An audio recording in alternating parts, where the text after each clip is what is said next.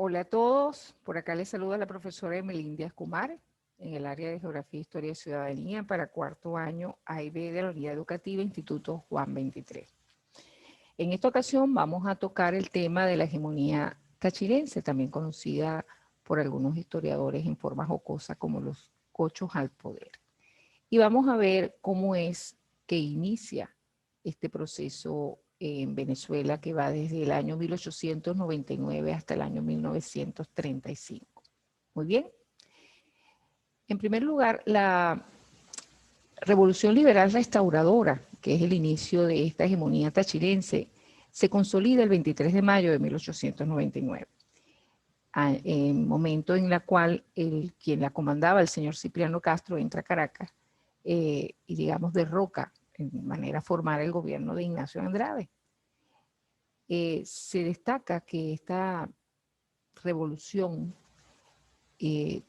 parte desde Colombia con apenas 60 hombres a caballo.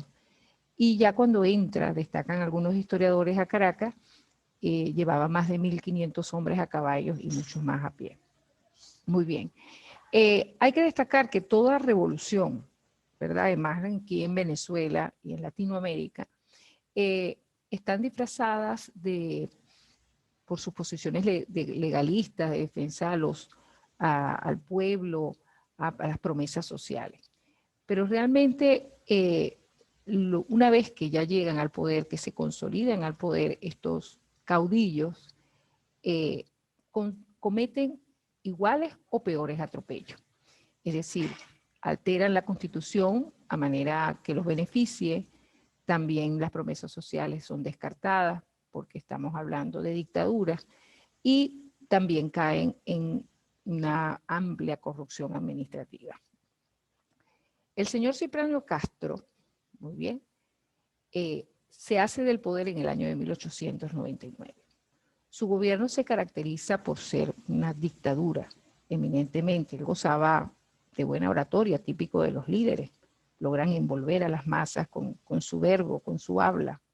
Era un militar y se destaca también que era un excelente estratega. Es decir, en el campo militar brillaba por el gran sentido de poder posicionarse en el campo de batalla.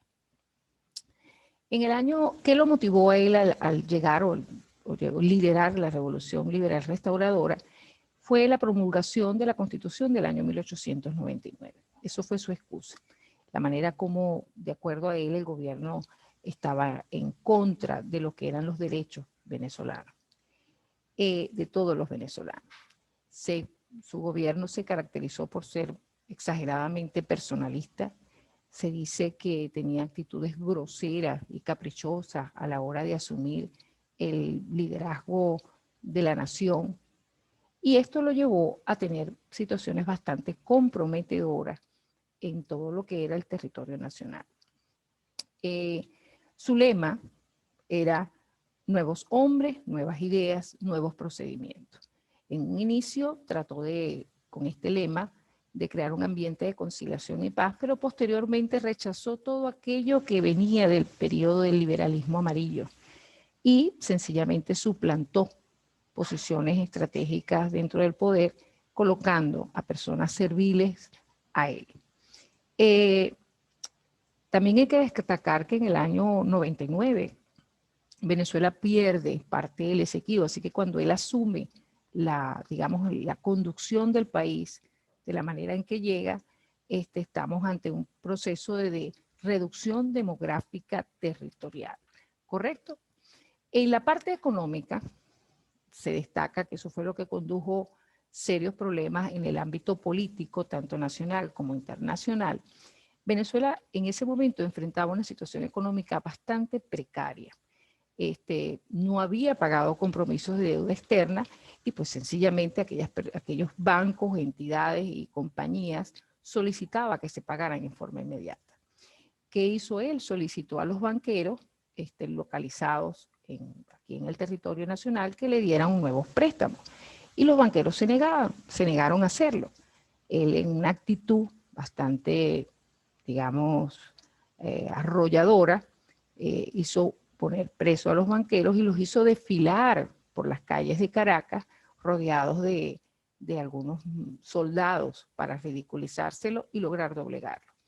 Obviamente los banqueros dieron pie para que se dieran los préstamos, pero no dejaron de conspirar en su contra y lograron y pagaron a otros, digamos, que estaban en contra del gobierno castrista.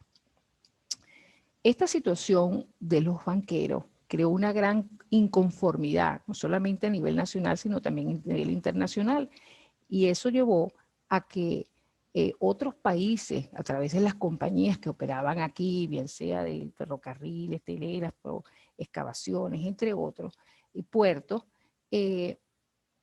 lograron que las armadas de países como Inglaterra, Francia, Italia, entre otros, Alemania, se movilizaran a las costas venezolanas.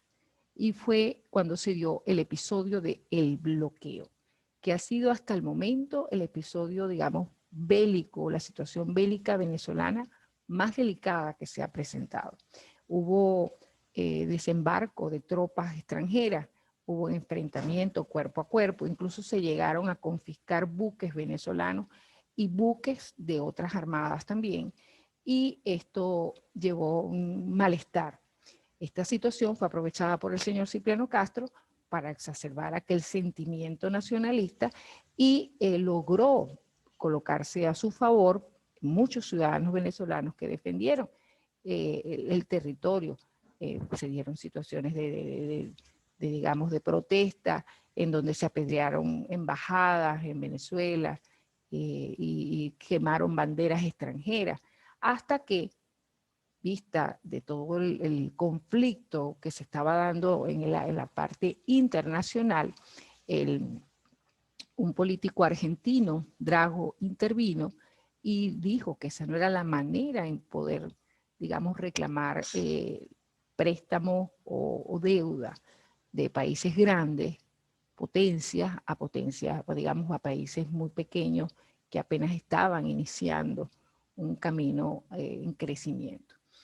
Y se hizo, digamos, un acuerdo para los pagos en donde Venezuela debía dar un porcentaje de sus ingresos para poder cancelar esas deudas. El señor Castro nunca dejó de tener conocimiento de que había personas que estaban conspirando en contra de él, e incluso llegó a sospechar de su mano derecha, que era su vicepresidente, el señor Juan Vicente Gómez, que se destaca que muchos de los alzamientos que ocurrieron dentro a nivel interno en su gobierno fueron, digamos, cancelados o finiquitados por la manera o la estrategia militar y la gallardía de Juan Vicente Gómez. Entonces tiende una trampa, algunos los destacan así, y Juan Vicente Gómez logró observarla y lo llamó nuevamente, porque él lo que hizo fue que renunciaba a su cargo. Y Juan Vicente, en una manifestación conjuntamente con el pueblo, le solicitan que se mantenga en el cargo dirigiendo a Venezuela. Poco tiempo después, ya para el año de 1908, Cipriano Castro enferma y se va y se retira a hacerse un tratamiento en Europa, específicamente en Alemania, con la finalidad de mejorar, pues hacerse una intervención que le mejore su condición de salud. Y es allí donde Juan Vicente Gómez aprovecha el momento, auspiciado por otras potencias extranjeras, específicamente Estados Unidos, y le propina un golpe. Y es donde llegamos a la dictadura más larga, y algunos comentan como más sangrienta, que ha tenido Venezuela, que es la dictadura de Juan Vicente Gómez. 27 años duró en el poder, desde el 19 de diciembre de 1908 hasta el 17 de diciembre de 1935. Casualmente muere el día que también fallece Simón Bolívar, libertador de Venezuela. Algunos cronistas y algunos historiadores dicen que Gómez no murió exactamente ese día, murió días antes, pero él era un seguidor de la causa de Simón Bolívar y dejó instrucciones para que se anunciara su muerte el día en que fallece Simón Bolívar. Pero eso es material de otro momento. Vamos a enfocarnos ahorita cómo fue el gobierno de Juan Vicente Gómez. Su dictadura fue la más larga. Su lema, al igual que han tenido otros presidentes, era unión, paz y trabajo, a lo que el pueblo le dio un significado muy diferente al que él atribuyó. Decían que era unión en las cárceles, paz en los cementerios y trabajo en las carreteras.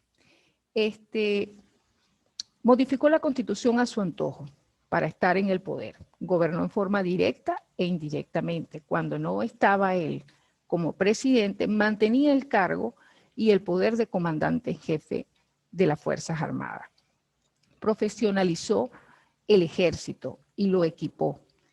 De igual manera creó la Academia Militar de Venezuela y la Escuela de Aviación. Desarmó el pueblo, obvio, porque no quería alzamientos. A diferencia de Cipriano Castro, que utilizó otros métodos para acabar con el caudillismo interno, el gobierno de Juan Vicente Gómez se valió de la integración del territorio nacional a través de la unificación mediante carreteras.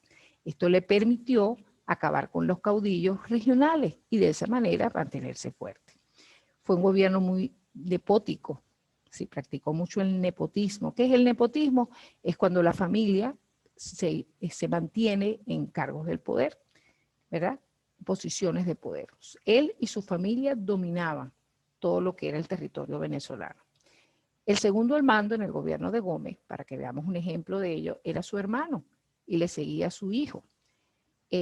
Aparentemente, su hermano, que estaba como vicepresidente, tenían, o relatan algunos historiadores, que tenía deseo de tomar o hacerse de la presidencia. Y de una manera misteriosa fue asesinado en el Palacio de Miraflores. Aspecto que llega o induce a pensar a algunos, para la época, de que Gómez estuvo vinculado con la muerte de su hermano asesinado. En cuanto a la economía, dio bastantes concesiones y eliminó el impuesto de exportación del café y del cacao, haciendo que la parte agrícola en Venezuela se activara durante sus primeros años de gobierno, hasta el año de 1821, cuando Venezuela salta al mundo como que está pues flotando en petróleo. Esto se debe a que parte de su política extranjera era llamar a las inversiones extranjeras y también a la parte migratoria. Le interesaba, digamos, mejorar el desarrollo social y veía de esa forma, a través del proceso de transculturización, una forma de mejorar esas condiciones sociales. Conllevó, repito, a políticas de concesiones, y en el año de 1922 Venezuela salta a la vista de todo el mundo con mucho petróleo. Aquí vemos en esta imagen, que es una imagen del Barroso número 2. ¿Por qué digo 1922? Porque explota en el sur del lago de Maracaibo, específicamente en la hacienda La Rosa, el pozo Barroso número 2. Algunos relatan que desde el otro lado del puente se lograba observar aquella manera natural como la tierra emanaba un chorro de petróleo de más de 10 metros de altura, que se calcula arrojó por 10 días 100.000 barriles diarios de petróleo. Imagínense ustedes, esto le dio la vuelta al mundo y por supuesto las inversiones extranjeras llegaron a Venezuela para explotar petróleo. Y esto le dio una política económica bastante, digamos, amplia al señor Juan Vicente Gómez, que lo favoreció en gran medida. El petróleo, ya para el año 25, desplaza al café y al cacao y pasamos de ser un país productor agrícola a un país minero explotador de petróleo. Hay que destacar que durante el periodo de Juan Vicente Gómez, al igual que durante el periodo de Cipriano Castro, el crecimiento social de Venezuela fue muy bajo. Sí, éramos una población a principios del siglo XX de 2 millones y tanto de habitantes, y para el momento en que ya Gómez deja el poder, apenas teníamos 3 millones y tantos de habitantes. El crecimiento fue de 1 millón y tanto. ¿Por qué tan bajo crecimiento? Porque el índice de mortalidad infantil era bastante elevado y Venezuela habían condiciones de insalubridad, no había unas buenas políticas sanitarias hacia el pueblo y adicional a ello, Venezuela se vio abatida también por el paludismo y lo que fue la gripe española, que eso ocasionó muchísimas muertes. Durante su gobierno, la oposición política, digamos, fue prácticamente extinta. Se destacan que uno de las personas o militares que trató de digamos, crear un frente para derrocarlo fue el señor Delgado Chalbot, que lo vamos a ver en unos años en próximos temas en su actuación en la historia política venezolana. Pero bueno, Delgado Chalbot cae preso en el año 1913 y lo libera en el año 1927, pero eso sí lo libera dirigiéndolo hacia el exilio, porque todo lo que le hacían oposición política a Gómez terminaban o en las cárceles, o en el exilio, o haciendo trabajo forzado en la construcción de carreteras. Lo más significativo a nivel estudiantil como oposición política fue la generación del 28, que fue un grupo de estudiantes en la Universidad Central de Venezuela que se alzó y creó una manifestación, y de ese grupo de estudiantes posteriormente saldrían lo que fueron partidos como Acción Democrática, que aún existe, URD, que es Unión Republicana Democrática, y el Partido Comunista Venezolano, que es el partido PCP. Sin más aspectos que destacar, el periodo de la hegemonía tachirense en Venezuela se caracterizó por ser dos dictaduras bastante fuertes que trajeron cambios al país significativos en la parte económica, pero que no permitieron libertades ciudadanas. Entonces, nos estamos viendo en un próximo desarrollo del contenido para el área de Geografía, Historia y Ciudadanía. Muchísimas gracias, chicos. Hasta luego.